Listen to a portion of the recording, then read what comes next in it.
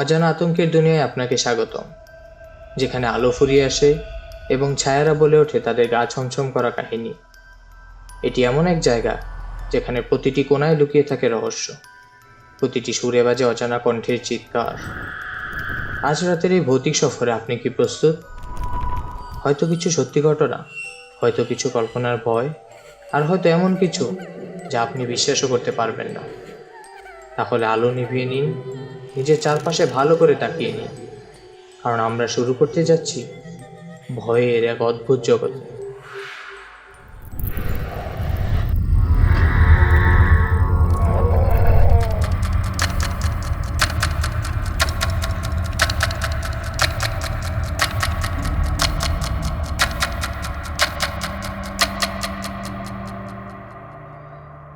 আমার ভাইয়ের রক্তে রাঙানো 21শে ফেব্রুয়ারি আমি কি ভুলিতে পারি? আজ মহান ভাষা শহীদ দিবস। সেই সব অকুতোভয় বীরদের প্রতি জানাই গভীর শ্রদ্ধা, যারা নিজেদের প্রাণ উৎসর্গ করে আমাদের মাতৃভাষার অধিকার ছিনিয়ে এনেছেন। তাদের ত্যাগেই আমরা আজ বাংলা ভাষায় কথা বলতে পারছি, অনুভব করতে পারছি মাতৃভাষার মাধুর্য।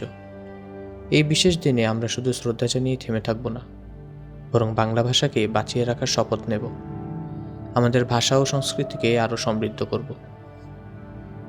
আজকের এই বিশেষ দিনে ভূতের সাথে আপনাদের জন্য নিয়ে এসেছে এক ভয়াল ও শিহরণ জাগানো বিশেষ পর্ব।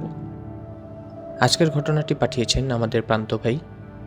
প্রান্ত ভাইকে আপনারা সবাই চিনে থাকবেন। প্রান্ত ভাই এর আগেও আমাদেরকে অনেকগুলো ঘটনা দিয়ে সাহায্য করেছেন। আজকেও তিনি একটি বড় ঘটনা আমাদেরকে পাঠিয়েছেন, বড় এবং খুবই ভয়ঙ্কর একটি ঘটনা। সবাই তৈরি হয়ে যান। আজকের ঘটনাটি তিনি আমাদেরকে তার নিজের কণ্ঠে ভয়েস আকারে পাঠিয়েছেন।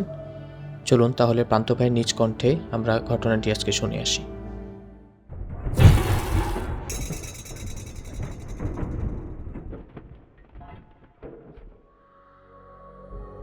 এই ঘটনা ঘটছে মেবি গত বছর নাকি তার আগের বছর, 1-2 বছরের ব্যবধান, বেশি দিন থেকে না। আচ্ছা, আমার নানি বাড়ির যেই পুকুর আছে, এই নদী আছে না, নদীর নাম কইলাম না যেহেতু পপুলার আর সেন্সিটিভ ঘটনা। এইখান থেকে আমার নানিদের গ্রামের পাশের একটা গ্রাম আছে, ওইখান থেকে আমাদের নানিদের গ্রামের ভিতর হয়ে ওই নদীতে আসতো। ঠিক আছে, তো বাজার থেকে মোটামুটি মনে করো ওই গ্রাম থেকে মোটামুটি নদীর দূরত্ব বা হাঁটার রাস্তা ধরতে গেলে 20 মিনিটের মতো। ঠিক আছে, তো 20 মিনিটের মতো হাঁটার রাস্তা।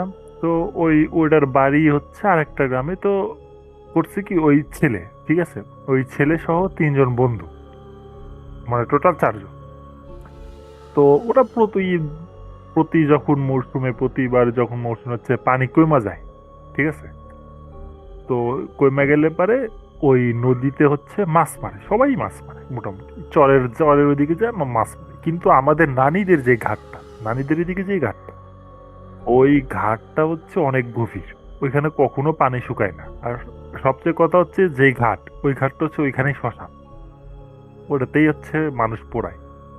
তো ওই শ্মশান ঘটনার হচ্ছে কি, ওইখান থেকে হচ্ছে ওইখানে কখনো পানি শুকায় না, এবার বলি। আর ওইখানে গভীর কিন্তু তোমার যদি নদীর উপর থেকে ধরা হয়, নাইলেও 70 থেকে 80 ফিটের মতো গভীর হয়ে যাবে, আরো বেশি হবে, আরো বেশি হবে, 100 ফিটের উপরে হয়ে যেতে পারে। ওটা যদি তুমি নর্মালি, আমি কাছাকাছি যখন শুকায় গেছিল, মার্চ মাসের দিকে গেছিলাম কয়েকবার, আমি তো একবার না অনেকবার গেছি, তখনও তুমি যদি নদীর ওই ঘাটের ওইখানে যাও, দেখলেই তোমার মনে হবে এখনো মনে হয় প্রায় 25 থেকে 30 ফুট মতো গভীর, মানে 30 ফুট এরকম হয়ে যাবে, আরো বেশি গভীর হবে। তো শুকানোর অলরেডি কিন্তু 50 ফিট আমরা নামি, প্রায় 3 তলা থেকে 4 তলা সমান প্রায় নামি উপর থেকে। তারপর আরো গভীর থাকে, মানে ধরতে গেলে 70 ফিট, 75 বা 80 ফিট এরকম হবে, কেন এক্সাক্ট গভীরে কত আমরা জানি না এই ঘাটে। তো ওইখান থেকে কিন্তু আবার সামনের যে চরটা, চর কিন্তু বেশি দূর না, সাঁতরাইলে বা একটা নৌকা যদি নাও, তোমার যখন পানি শুকায় যায় এই পাশে, তো ওই পাশে যাইতে মনে হয় নৌকা দিয়ে মিনিট খানিকটা লাগে না, মানে এত কাছাকাছি। সাঁতরাই গেলে মনে করো সর্বোচ্চ 1 মিনিট লাগে সাঁতার দিয়ে পারিতে। এতই পানি মানে এতই চর চলে আসে, কিন্তু ওই সাইডটা গভীর শ্মশানের ওইখানে। তো ওরা প্রতিবারই যায়, প্রতিবারে করে কি সাঁতার দিয়েই যায়, জাল নিয়ে যায়, সাঁতার দিয়ে ওই পাশে যায় 3-4 জন, যা মাছ মারে চলে আসে। একবার হইছে তখন হচ্ছে ওরা করছে কি, আচ্ছা ঠিক আছে মাছ মারতে গেছে, মেবি 3 জন ছিল, 4 জন না 3 জন ছিল, 3 জন অথবা 4 জন, আচ্ছা আমার এক্সাক্ট মনে নাই। তো যাওয়ার পরে তো সাঁতার দিয়ে পার হয়েছে, মাছ মারছে, মাছ টাছ মারা শেষ, তারপরে ভর দুপুর হয়ে গেছে, ঠিক আছে। সকালে যায় মায়েরা ব্যাক করে, দুপুরে হয়ে গেছে। তো দুপুরবেলা করছে কি, ওই আচ্ছা ঠিক আছে পার হয়ে চলে আসবে, সাঁতার মাছটা পার হয়ে চলে আসবে। এই সময় যখন প্রায় কিনারে চলে আসছে, কিন্তু একদম কিনারে চলে আসছে, একদম কাতারে যখন কিনারে চলে আসছে, তখন হচ্ছে হুট করে ওই যে একটা বললাম যে ওই পাশে একটা ছেলের করছে কি, কে যেন পা ধরে নিচের দিকে টানা শুরু করছে। এখন ও তো আর উঠতে পারে না, কিন্তু ও বলতেছে, কারণ যেহেতু তখনও ডুবে নাই, মানে কথা বলতে পারতেছে ওই যে গলার উপরে। আর যে কয়জন ছেলে গেছিল ওই সব থেকে ভালো সাঁতার পারে, মানে কারণ অভ্যস্ত। হ্যাঁ, এবং ও কি কয়েকবার হচ্ছে যখন নদী পানি ভরা থাকে, এই পাশ থেকে ওই পাশে ও সাঁতার দিয়ে পার হয়। আর নদী যখন ভরা থাকে তখন কিন্তু এই পাশ থেকে ওই পাশ প্রায় 500 মিটারের মতো, হাফ কিলোমিটার খানিক, কম না কিন্তু, এত বড়। তো ধরছে, পা ধরে টান দিছে। এখন ও আরেকটা কইছে, "এই আমরা কে যেন টান দিছে, তুই আমার ধর", ওর কিন্তু হাতে কিন্তু জাল আছে আবার। তো পরে আরেকজন করছে কি, ও আবার ওর করছে কি, ওরা আবার ধরছে, ধরে টান দিছে, টান দিতেছে। এখন ও কয় যে এত জোরে টান যে ওর উপরে তুলা যায় না, ঠিক আছে। ওটা কিন্তু তখন পানির ভিতরেই, মানে আরেকজন পানির ভিতরে, একজন একটু উপরে উঠছে, আর একজন একদম পানিতে, ঠিক আছে। মনে করে একজন হাঁটু মাটিতে বা কোমর সমান পানিতে। এমন সময় কি, ওই পোলারে ধরে, যে পোলার ধরে টানতেছে ওই পোলারে ধরে টান দেওয়া শুরু করছে।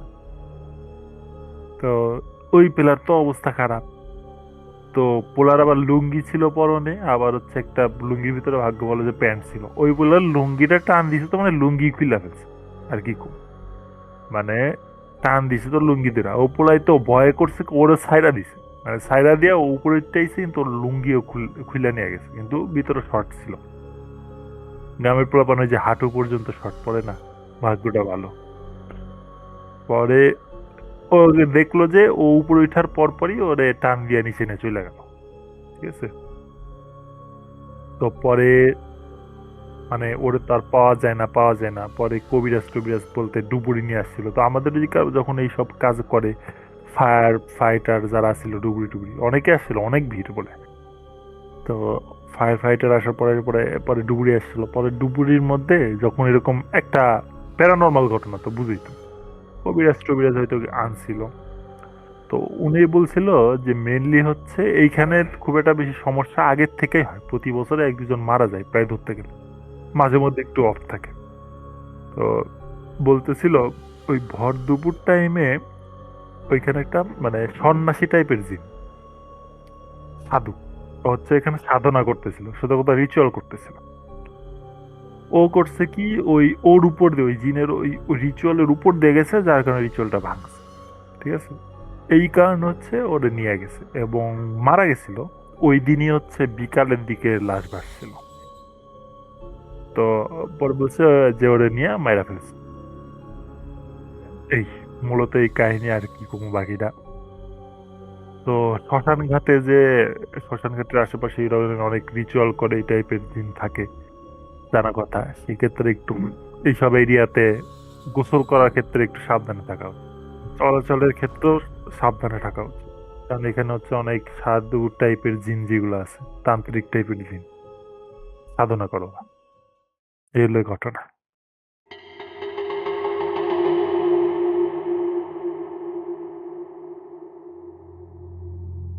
খুবই চমৎকার, ভয়াবহ ও মর্মান্তিক একটি ঘটনা শোনালেন আমাদের প্রান্ত ভাই। এখন ভাবুন তো, এটা কি কোনো প্রাকৃতিক ঘটনা ছিল, নাকি সত্যিই কোনো অতৃপ্ত আত্মার অভিশাপ?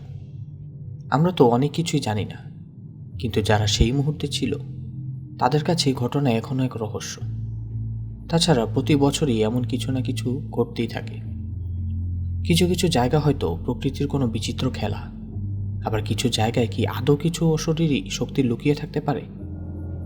আমরা সবাই জানি কিছু জায়গা অতীতে ঘটে যাওয়া কোনো দুঃখজনক ঘটনা বা অভিশাপের কারণে এমন অবস্থা তৈরি করে।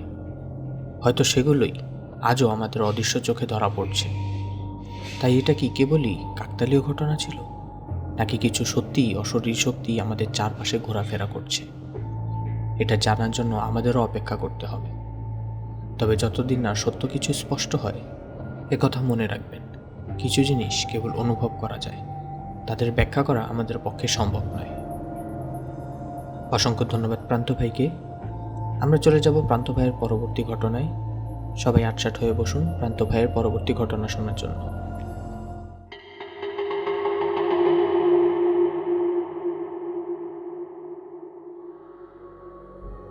বাইস খেলতে গেছে, ঠিক আছে, বাইস খেলতে গেছে, এটা ছোট ঘটনা। তো বাইস খেলা হয় ওই নদীতে, ওইখানেই বাইস খেলা হয়। তো বাইস খেলা খেলতে দেখতে গেছে একটা ছোট ছেলে, বাচ্চা, হয়তো 4 বছর বয়স এরকম হবে, 4 বছর বা 5 বছর, 5 বছর না, ঠিক আছে, 5 বছর। ওই গ্রামের পোলাপান 5 বছর মানে তো বুঝেই তো, দৌড়াদৌড়ি, 5-6 বছর। ও নৌকাতেই উঠছিল, হুট করে দেখলো কি ওই পোলাটা নিচে পানিতে পড়ে গেল, ঠিক আছে। পড়ে যাওয়ার সাথে সাথেই মানুষ হচ্ছে গিয়া তোলার জন্য নিচে নামছে, পানিতেই নামছে, মানে দেখেও নাই, কিরে মাত্রই তো বললো, ওনার সাথে সাথে চলে গেল, কই গেল। এরপরে ডুবুরি নিয়েছে, তো ডুবুরি নামছে, ডুবুরির নিচে ঢুকা যায়, দেয় কি একটা বুড়ি, ঠিক আছে, ওই বাচ্চাটারে কোলে নিয়ে বসে আছে।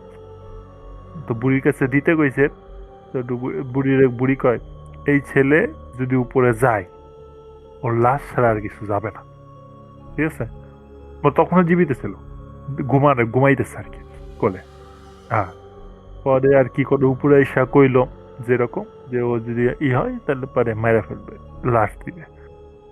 পরে আর কি, পরে হুজুর টুজুর নিয়ে আইছে, রিচুয়াল মানে এই যে যেমনি হয় এগুলো করার পর ঘন্টা খানিক মতো পরে লাশ ভেসে উঠছিল। যেই জায়গায় ডুবছিল ঠিক ওই জায়গায় লাশ ভেসে উঠছিল। একই ঘটনা, এই জায়গায় যে কত মানুষ মারা গেছে তার ঠিক নাই। শ্মশান কবলিত এলাকা তো, পুরা পারি শ্মশান, একটা নির্দিষ্ট জায়গা নাই যে এইখানেই শ্মশান না। এই মাথার থেকে শুরু করে ওই মাথা, যে আনে পারে পোড়ায়। ওই ঘাটটারে দেখলে কোনো অংশ মনেই হবে না এটা শ্মশান। আর ওই যে এরিয়া, মানে ওইখান থেকে আশেপাশে বাড়ি ঘর যদি যাইতে চাও, সব থেকে কাছের বাড়িতে যাইতে গেলে তোমার 4 থেকে 5 মিনিট লাগবে হাইটটা।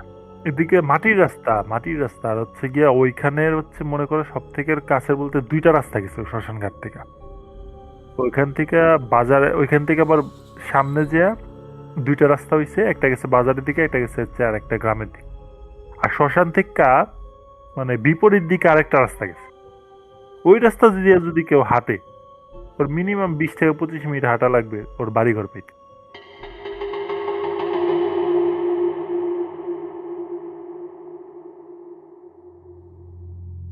এই গল্পের ভয়াবহতা যেন মানুষের মনে এক অদ্ভুত শিউরির সৃষ্টি করে।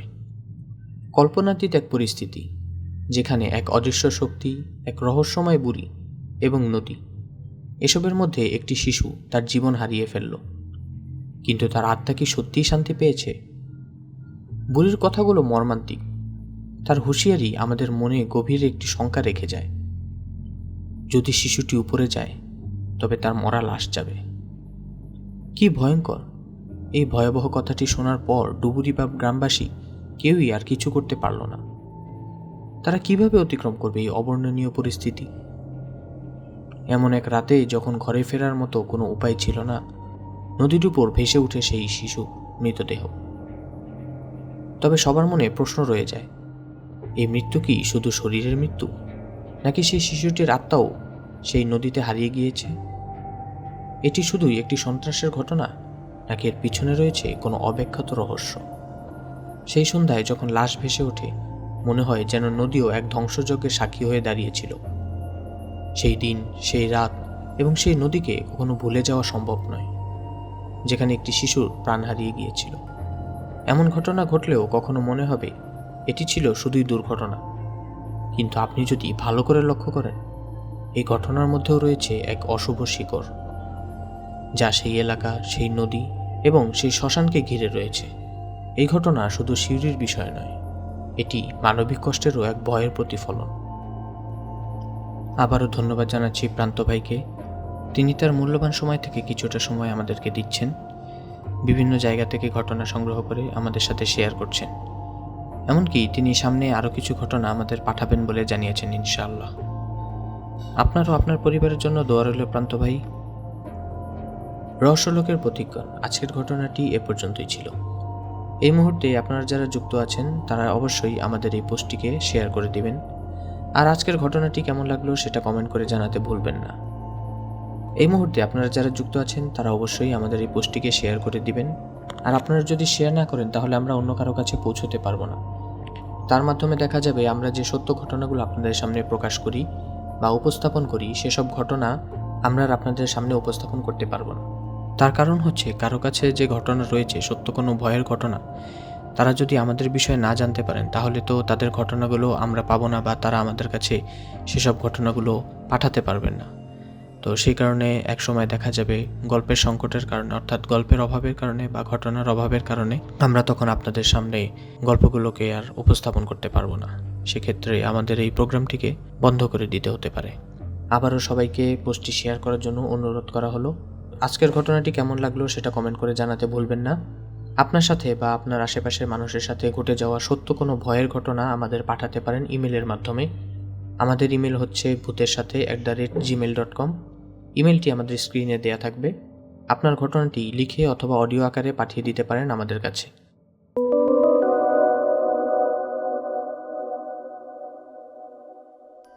আজকের এই রহস্যময় যাত্রা এখানেই শেষ করতে হচ্ছে।